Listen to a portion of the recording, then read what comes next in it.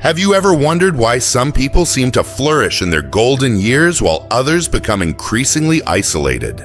The difference often isn't about health or finances, it's about hidden habits that silently erode relationships. Meet Eleanor, a vibrant 71-year-old former librarian who couldn't understand why her family visits had become shorter and less frequent.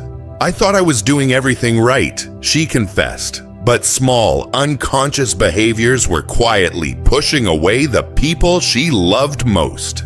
These sneaky habits creep in so gradually that most of us don't notice until we're wondering why the phone doesn't ring as often. The good news: once identified, they can be changed at any age. Stay with me for habit number 7. It's the relationship killer most seniors don't recognize until irreparable damage is done. I'll share exactly how Eleanor turned everything around with simple adjustments anyone can make. Where are you watching from today? Drop your city in the comments, hit that subscribe button, and let's dive into the most crucial habit that might be affecting your relationships right now. 1. Pushing people away instead of asking for help. Eleanor stood in her driveway, arms trembling as she tried to lift the grocery bags from her car trunk. When her neighbor Bob called out, "Need a hand with those?" her response was automatic. "No thanks, I've got it." But she didn't have it. Not really. By the time she dragged those bags inside, her back was screaming. Alone in her kitchen, the truth hit her with unexpected force. Her fierce independence was turning into isolation. The silence of her empty house seemed to whisper what she'd been refusing to acknowledge. Pride was becoming her prison. "I've taken care of myself for decades," Eleanor told me, her eyes misting. "Asking for help feels like failure." Her words echoed what so many of us feel. That vulnerability is weakness, that needing others somehow diminishes us. What Eleanor discovered through tears and reflection changed everything. A landmark Harvard study tracked seniors for over 80 years and found something profound. It wasn't exercise or diet that predicted who would live longer, healthier lives. It was relationships. People who knew how to lean on others when needed actually lived longer, with greater happiness. When Eleanor finally allowed her neighbor to help with her groceries the following week, something unexpected happened. They ended up sharing coffee afterward. That single moment of vulnerability blossomed into a friendship that enriched both their lives. Try this heart-opening approach. When someone offers assistance, take a breath and say, "That would be wonderful, thank you." Then find a way to give back. Share a story, express genuine gratitude, or simply be fully present with them. This creates connection rather than dependency. What small task might you accept help with this week? Remember, true strength isn't found in isolation. It's woven in the delicate threads of interdependence that connect us all. 2. Ignoring health problems. "It's nothing," Tom insisted when his daughter noticed his persistent dizziness. "Just part of getting older." His eyes avoided hers as he spoke, a small tell that he was actually afraid. 3 weeks later, Tom was in the ER after collapsing at home. What he dismissed as normal aging was actually an inner ear infection that could have been easily treated. I think many of us recognize Tom's behavior in ourselves. We minimize symptoms that frighten us. We power through discomfort. We avoid bothering the doctor. Behind this stoicism often lies a deeper fear, not just of illness, but of facing our mortality, of becoming dependent, of having our lives changed by a diagnosis. The space between noticing a symptom and seeking help is filled with complex emotions. Fear disguises itself as practicality. Denial masquerades as patience. Yet in that space, small problems often grow into crises that can forever alter our independence. My friend Dr. Robert holds his patient's hands, literally and figuratively, through this emotional journey. The patients who thrive aren't necessarily the healthiest, he says gently. They're the ones who face their health with courage rather than fear. They see addressing problems as an act of self-respect, not surrender. Consider keeping a small health journal, not from a place of anxiety, but from a place of self-compassion. When you notice something unusual, jot it down with a date. This isn't about obsessing over every ache. It's about honoring your body's messages and responding with care rather than fear. What symptom have you been dismissing that deserves attention? Remember, taking care of yourself isn't surrendering to age. It's an act of profound self-love that honors all you are and all you still hope to be. 3. Becoming too negative or critical. Barbara sat at the head of the Thanksgiving table, surveying her family. "This turkey is dry," she announced, "and these children are glued to their phones. In my day, we knew how to have real conversations." The light in the room seemed to dim as smiles faded. Later, as her daughter drove her home, Barbara wondered why gatherings felt shorter these days, why invitations came less frequently. No one appreciates honesty anymore, she thought. What Barbara couldn't see was how her words created ripples of hurt around her. Each criticism was a small stone dropped in still water, sending circles of discomfort outward through her family. Her honesty had become a wall between her heart and theirs. This growing negativity isn't just a personality change. It's actually rooted in how our brains evolve as we age. Our minds become more sensitive to negative information, a negativity bias that strengthens without our awareness. Like a radio gradually tuning into the complaint station, we start broadcasting criticism without realizing how it affects those around us and our own spirits. The transformation begins with a simple awareness. When you catch yourself focusing on what's wrong, pause and ask, is this serving my happiness or my relationships? Then challenge yourself to find 3 positive observations for every negative one. This isn't about fake positivity. It's about restoring balance to your perception. Each evening, try writing down 3 moments of beauty or kindness you witnessed that day. This simple practice rewires your neural pathways, training your mind to notice the good it might otherwise filter out. As my wise grandmother used to say, the mind is a garden. What grows depends on what you plant. What positive aspect of your life have you been overlooking? What seeds of gratitude could you plant today to bloom into tomorrow's joy? 4. Talking down to younger generations.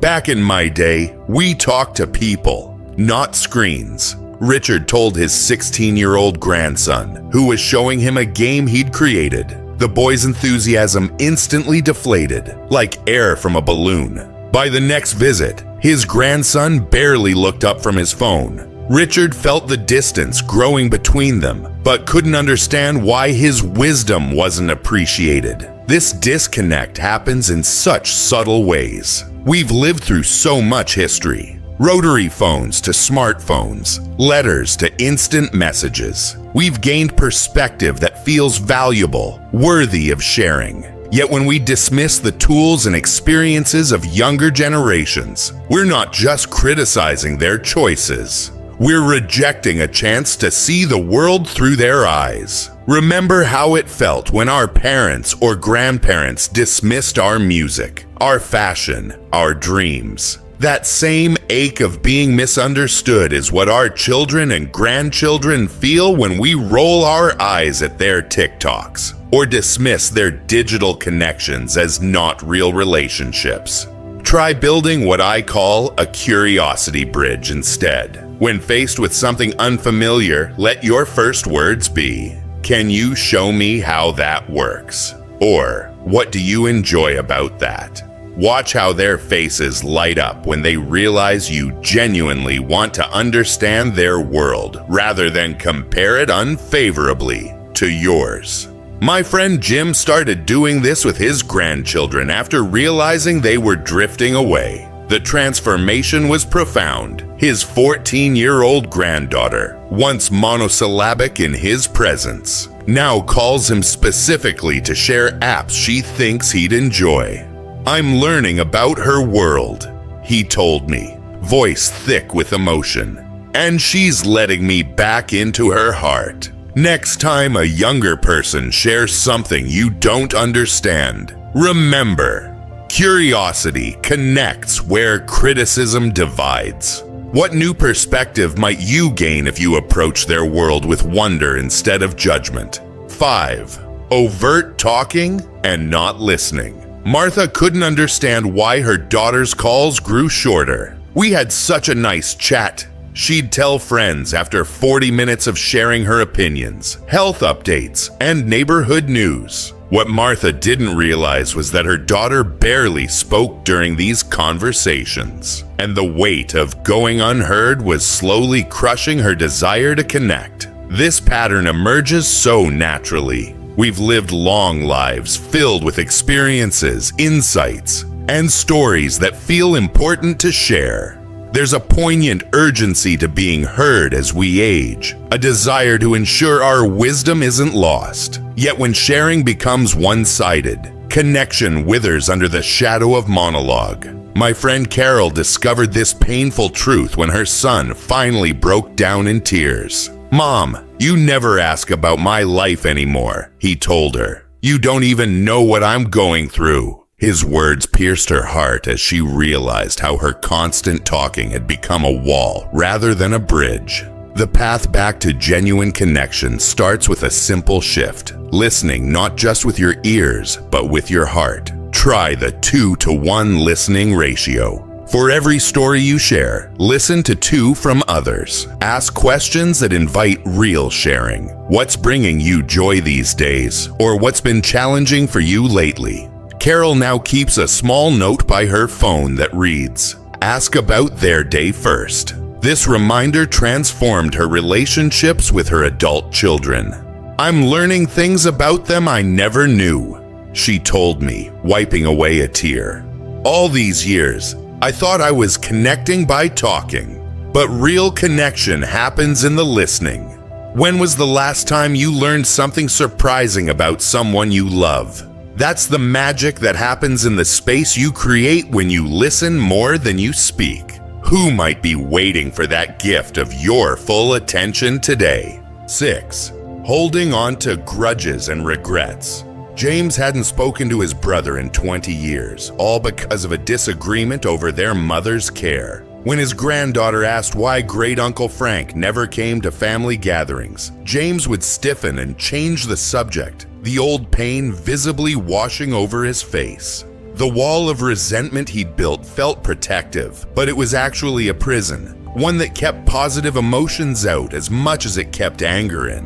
What James didn't realize was how this grudge was shaping his final chapters, coloring family gatherings with his absence, and creating a legacy of division rather than reconciliation. Our grudges often begin as legitimate hurts. We were wronged. We deserve justice.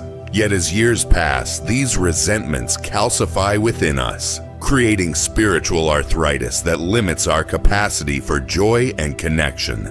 The person who hurt us may have moved on, or even passed away, but we remain chained to the pain, drinking a poison daily that only harms ourselves. Forgiveness is so widely misunderstood. It's not about saying what happened was okay, or that the relationship must be restored. Forgiveness is an act of self-liberation, releasing yourself from the burden of carrying yesterday's pain into today's precious moments. Try this healing visualization. Picture your grudge as a heavy rock you've been carrying. Feel its weight in your hands, the strain in your shoulders from holding it so long. Now imagine slowly opening your fingers, letting the rock fall away. Feel the lightness that replaces it, the energy that returns when you're no longer defined by what wounded you. My friend Helen performed a powerful release ritual. After 30 years of resentment toward her sister, she wrote a letter expressing everything she'd been holding on to, then safely burned it, watching the ashes disperse in the wind. I didn't realize how much life force that resentment was consuming until I let it go, she told me, eyes clear and bright. I feel like I can finally breathe again. What grudge might be weighing down your spirit today? Remember, forgiveness isn't a gift you give someone else. It's the key that unlocks your own heart. We've explored habits that can quietly undermine our happiness as we age. From pushing people away instead of accepting help, to holding grudges that only hurt ourselves. These patterns develop so gradually we rarely notice them until their effects ripple through our relationships and well-being. But here's the beautiful truth I hope you'll take to heart. Awareness is the first step toward healing, and it's never too late to make that change. Eleanor reconnected with her family by learning to accept help. James found peace by releasing a decades-old grudge. Each of them discovered that small shifts in behavior can open doorways to profound connection. Which habit resonated most deeply with you? Choose just one to work with this week. Remember, transformation isn't about sweeping changes. It's about gentle shifts that honor both who you've been and who you're becoming. I'd love to hear your reflections in the comments below. The wisdom you've gained through your own journey might be exactly what another viewer needs to hear today. Remember, the goal isn't just to add years to our lives, but to add life to our years. And that life is always richer when shared in genuine connection with those we love.